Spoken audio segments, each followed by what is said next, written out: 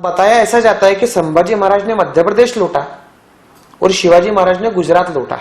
हाँ, शब्द का बिल्कुल यही उपयोग किया जाता है। अब छत्रपति शिवाजी महाराज ने ही इसका जो विवरण दिया है या उनके साथ रहने वाले लोगों ने जो विवरण दिया है वो बताता हूं। छत्रपति शिवाजी महाराज ने जब सूरत लूटी, उस सूरत की, या संभाजी महाराज ने जब बुरहानपुर लूटा, देखिए दोनों की युद्ध पद्धति एक ही है क्योंकि पिता पुत्र है। दोनों ने क्या युद्ध पद्धति ऐसे समय में क्या करते थे, पहले अपने कुछ गुप्तचर उस नगर में भेजे जाते थे। उन गुप्तचरों द्वारा यह चिन्हित किया जाता था कि इस शहर में सज्जन लोग कौन हैं, अच्छे लोग कौन हैं, बादशाह से एकनिष्ठ रहने वाले लोग कौन हैं, जो सज्जनों को परेशान कर रहे हैं, सज्जनों को पीड़ा दे रहे हैं, ऐसे लोग कौन हैं। ऐसे लोगों की सूची निर्माण की जाती थी। उसमें जो धनिक थे, विशेषकर ऐसे धनिक जिन्होंने गरीबों का पैसा खींच कर धनवान बने हैं, ऐसे लोगों को चिन्हित किया जाता था। वो चाहे सूरत हो चाहे बुरहानपुर हो, और ऐसे लोगों के घरों पर आक्रमण होता था। सूरत जब महाराज ने लूटी थी तो ऐसा महाराज जी के वाक्य हैं कि शाइस्ते खान ने 3.5 वर्ष मेरे स्वराज्य में जो दंगा मचाया है या मेरे स्वराज्य में जो लूट मचाई है, उसकी वसूली के रूप में मैंने केवल 3 दिन सूरत लूटी है।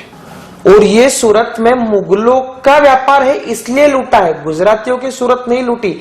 ऐसा का ऐसा वाक्य है इतिहास में शिवाजी महाराज का। इसलिए कोई भी इस लूट को यह ना समझे कि गुजरात की सूरत लूटी गई, वो औरंगजेब की थी इसलिए लूटी गई। एक घटना यह भी है कि वहां पर एक गुजराती स्त्री अपने 2 पुत्रों के साथ रहती थी, विधवा थी। जब पूरे सूरत में आगजनी चल रही थी या पूरे, और सूरत में भी प्रश्न उठता है, सूरत में जो आग लगी वो क्यों लगी। इनायत खान उस समय सूरत का जो सूबेदार था, उसने अपने एक दूत को महाराज के पास भेजा, शिवाजी महाराज के पास, कि आप सूरत को ना लूटे, ऐसा बात करने के बहाने भेजा। और बात करते करते उस दूत ने चोरी से खंजर निकालकर महाराज पर आक्रमण किया, दगाबाजी से। चुप, अर्थात वो आक्रमण सफल नहीं हुआ, इतने लोग साथ में थे, महाराज स्वयं सावधान थे। पर ये आक्रमण के बाद सूरत में आगजनी शुरू हुई है। ये इतिहास कोई नहीं बताता कि मराठों को ये लगा कि अगर आपको युद्ध करना है तो सामने आकर या सावधान करके या गनीमी कावा गोरिल्ला युद्ध नीति में दगा नहीं है। नीतिपूर्वक युद्ध कीजिए। अगर आप में सामर्थ्य है तो युद्ध कीजिए। छुपकर युद्ध करना बात अलग होती है और दगा करना बात अलग होती है। उसके बाद सूरत में आग शुरू हुई है, पर उसके बावजूद भी लूटना किसे कहते हैं जिसका कोई हिसाब नहीं होता। शिवाजी महाराज के यहां पर जिन मराठों ने लूट की थी, उसमें से 1 पैसा भी हिसाब के बगैर शिवाजी के पास नहीं आया है। या ऐसा हुआ हो कि किसी मराठी व्यक्ति ने लूट की है और वो राजकोष में जमा ही ना हुआ, स्वयं के जेब में चला गया, ऐसा एक भी उदाहरण नहीं है। इसे लूट नहीं कहा जाता।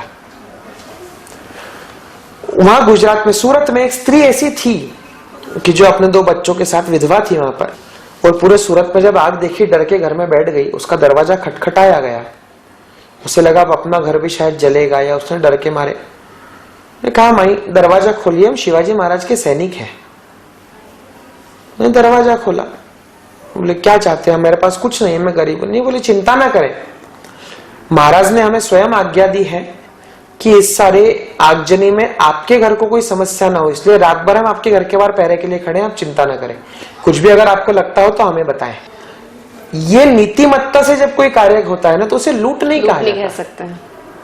यही बुरहानपुर में हुआ।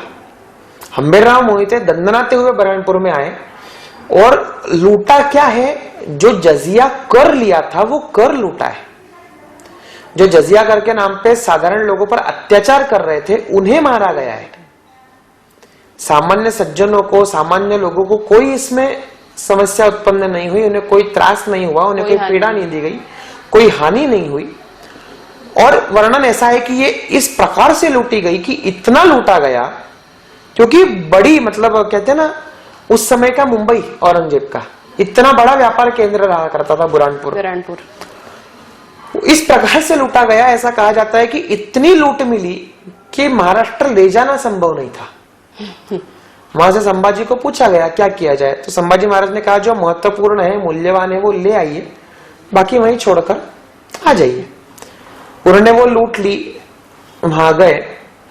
इतिहास में ऐसा वर्णन है कि जो मराठे सड़क पर छोड़ कर गए थे उसे भी साल भर तक किसी ने हाथ लगाने की हिम्मत नहीं की कि शायद वो रख के वापस लेने आ गए और इन्हें नहीं मिला तो हम क्या करेंगे। महाराज का इतना ये उस समय का दबदबा था, और कहीं ना कहीं चरित्र का दबदबा था कि नहीं, इन्होंने न्यायपूर्ण तरीके से, जिसे कहते हैं ना कि संपत्ति जहां होना चाहिए वहां पहुंचाई है। शायद अपने यहाँ भी जो ये इसका कंसेप्ट जो चलता है रॉबिन हुड वगैरह, एग्जैक्टली, ये उस समय वहीं से शुरू हुआ, ऐसा कभी कभी लगता है कि बराबर चिन्हित किया जाता था कि कौन ऐसा व्यक्ति है जिन्होंने गरीबों को परेशान करके, सज्जनों को परेशान करके अपनी संपत्ति बढ़ाई है। ऐसों के ही घर पर आक्रमण हुआ है, दोनों लूट में, सूरत हो चाहे बुरहानपुर हो। इसलिए आपके माध्यम से निवेदन करूंगा कि आगे से कभी भी ऐसा विचार ना करे कोई भी कि गुजरात लूटा गया या मध्य प्रदेश लूटा गया या शिवाजी लूटे रहा था। नहीं, सज्जनों के रक्षण के लिए जो आवश्यक था वो उन्होंने किया।